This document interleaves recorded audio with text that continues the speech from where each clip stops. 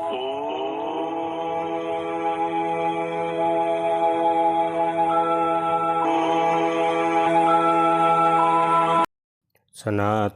ધર્મની જય, દરેકને પ્રણામ.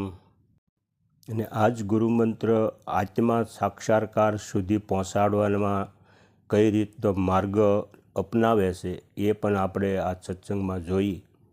તો અજ્ઞાનને નાશ કરવાની શક્તિ પણ મંત્રમાં જ છે, અને અજ્ઞાનને નાશ કરી અને શિવ સાથે એકકાર કરવાની શક્તિ પણ મંત્રની અંદર પડે જ છે.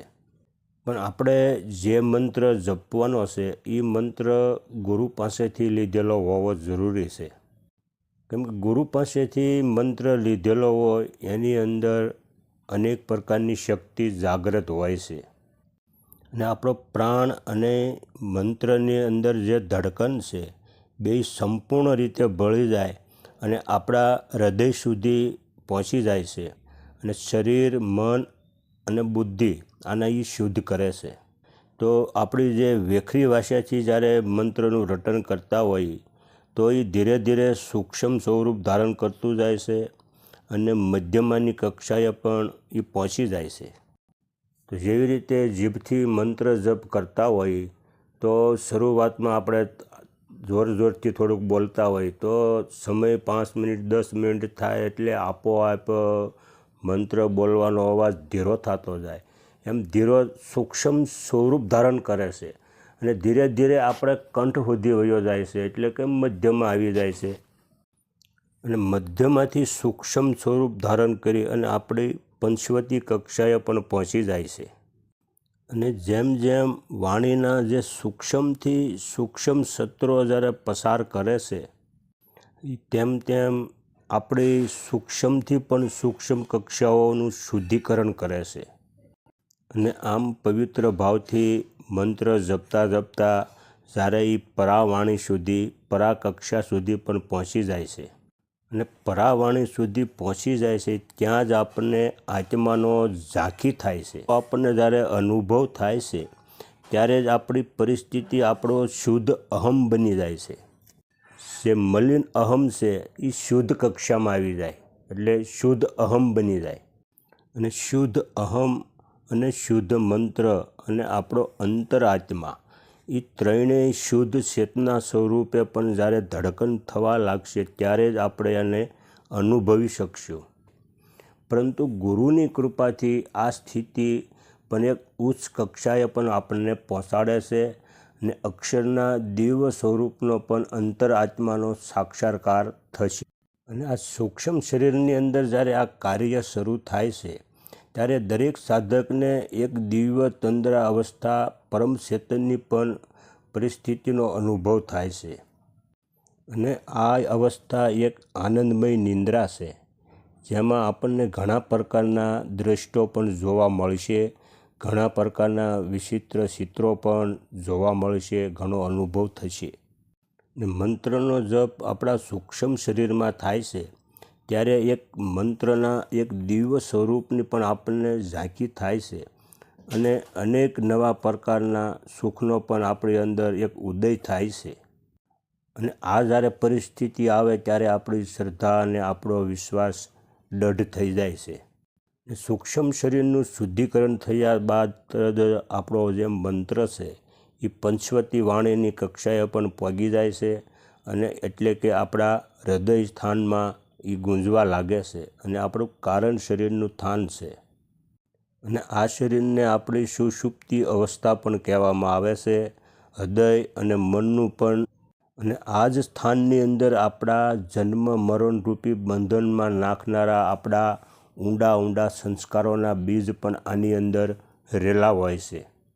અને મંત્ર જ્યારે આ કક્ષાએ પહોંચે છે ત્યારે જ આપણા જે સૂક્ષ્મ સંસ્કારો રૂપી જે બીજ પડ્યા છે તેમનું શુદ્ધિકરણ કરી અને કારણ શરીરની અંદર આપણો મંત્ર જપ થાય છે. અને આપણા મંત્રનો જપ આ સ્થિતિએ જ્યારે પહોંચે છે તો દરેક સાધકને એક ઘેરી નશા જેવી સ્થિતિ પેદા થાય છે. અને એક ઘેરી નશા જેવું થાય છે ત્યારે જ આપણા અંતર આત્માની અંદર આનંદની ઉર્મિ એક ઉઠે છે.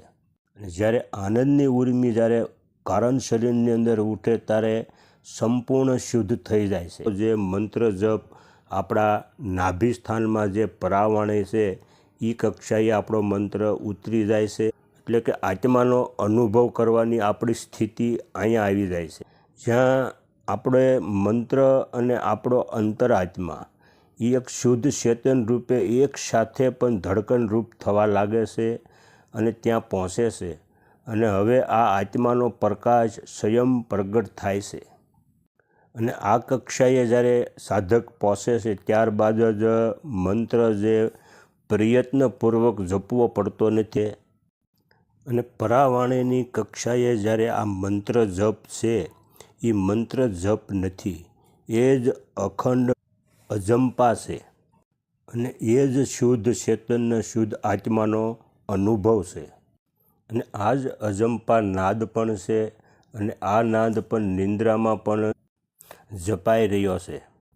અને આ મંત્ર દૂરથી અને નજીકથી પણ આપણને સંભળાય છે. પણ આપણો પ્રાણ જે અંદર ને બહાર જે જાય છે એ જ મંત્રની શક્તિને આધારે જ ચાલે છે. અને આપણી સાધનાનું સાચું ફળ આ જ છે. ગુરુ પાસેથી જ્ઞાન લીધા પછી આ અનુભવ અને આ સાધના માર્ગમાં ચાલવાથી આપણને આ જ ફળ રૂપમાં પરમાત્મા રૂપી પ્રાપ્ત થાય છે. અને આ જ સાધના માર્ગ છે, આ જ ઉત્તમ ધર્મનો માર્ગ છે. અને જે સાધકનો જે સંકલ્પ જ્યારે સિદ્ધ થાય છે ત્યારે કોઈ દિવસ રાજી થઈ અને ફૂલાઈ પણ ન જવું જોઈએ. ને ઈર્ષ્યા, નિંદા અને અસંતોષ, ક્રોધી, શંકાશીલ અને પારકાના દુર્ગુણ જોવા આવા જે ગુણો છે, આવા જે ગુણોવાળા સાધકને ક્યારેય પોતાના ગુરુના મંત્રમાં સફળતા મળતી નથી અને સાધના માર્ગમાં આગળ વધાતું પણ નથી. તો દરેક સાધકે પણ આ એક લક્ષ્યમાં રાખવું જરૂરી છે. સારું મોડું, સુખ દુઃખ સદાને માટે ક્યારેય હોતું નથી, કેમ કે આ સંસાર પરિવર્તનશીલ છે. આ એક સાધકનો લક્ષ્ય પણ હોવો જોઈએ. અને ક્યારેય કોઈનું દિલ દુભાય એવું વચન પણ બોલવું નહીં. જેનું દિલ દુખાય છે એ ક્યારેય ઘા રૂઝાતો નથી.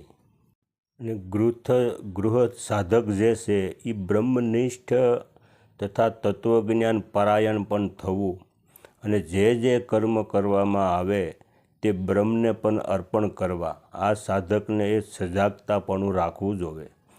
મન અને વાણી સદા નિર્મળ રાખવા, સત્યનું પાલન કરવું. દરેક સાધકને પોતાની વિદ્યા અને પોતાની સાધના જ પોતાનો મિત્ર છે. ગુરુ મંત્રના જાપ કરવાથી દરેક સાધકને પણ આ લાભ મળે છે અને શરીરને પણ શુદ્ધતા પ્રાપ્ત થાય છે. તો દરેક સાધકને એક શુદ્ધ આસન ઉપર બેસી અંતર્મુખી મુદ્રામાં બેસી ગુરુ મંત્રનો જાપ જપવો. ને મંત્રનું કંઠથી જ્યારે ગુંજન કરવામાં આવે અને એના જે કંપન ઉત્પન્ન થાય છે અને આ કંપન આખા શરીરને પણ પ્રભાવિત કરે છે. અને જ્યારે સાધકને આ કંપનનો જ્યારે અનુભવ થાય છે ત્યારે એ સાધકને એ મંત્રનો જપ પોતાના માનસિક દ્વારા કરવો. અને તે સમયે અનહદનાદનો પણ એક આનંદ આપણને પ્રગટ થાય છે. અને શ્વાસોશ્વાસથી જે મંત્રનો નાદ મસ્તકના બ્રહ્મદ્વાર સુધી પણ પહોંચે છે અને આપણું હૃદય પુલકિત બને છે. અને જે આ નાદ પ્રગટ થાય છે એ ગુરુના મંત્રનો જ્યારે માનસિક જાપ કરવાથી એમાંથી દિવ્ય શબ્દ પ્રગટ થાય છે એ આપમેળે આપણને સંભળાય. આને આપણે એક અનહદ નાદ પણ કહેવામાં આવે છે. અને આ નાદ જ્યારે મસ્તક સુધી પહોંચે છે ત્યારે જ આપણા મસ્તકમાંથી એક દિવ્ય જ્ઞાનના પણ અંકુશ ફૂટે છે. અને આ મંત્રમાંથી જે પ્રગટ થવાવાળી ધ્વનિ છે આ જ એક ગુંજાર છે અને આ જ એક નાદ છે. અને આ નાદ જ્યારે પ્રગટ થાય ત્યારે જ આપણે સાધકની સાધનાનું ફળ મળે છે. અને આ બધો અનુભવ કરવો બહુ સહજ અને સરળ પણ છે. આને સરળતાથી પ્રાપ્ત કરી શકાય છે, અનુભવ પણ કરી શકાય છે. અને આવા નાના નાના જે અનુભવો છે એ અનુભવો જ એક સાધકને આધ્યાત્મિકની અંદર ખેંચવા માટેના આ અનુભવો છે. અને ગુરુ મંત્ર દ્વારા જ સાધકને આ અનુભવ થઈ શકે છે. તો આ મૂળ મંત્રનું ધ્યાન સદગુરુ પણ આપણને એની ઓળખ પૂર્ણ રીતે કરાવે છે અને એના દ્વારા જ આપણું જીવન પણ ચાલે છે.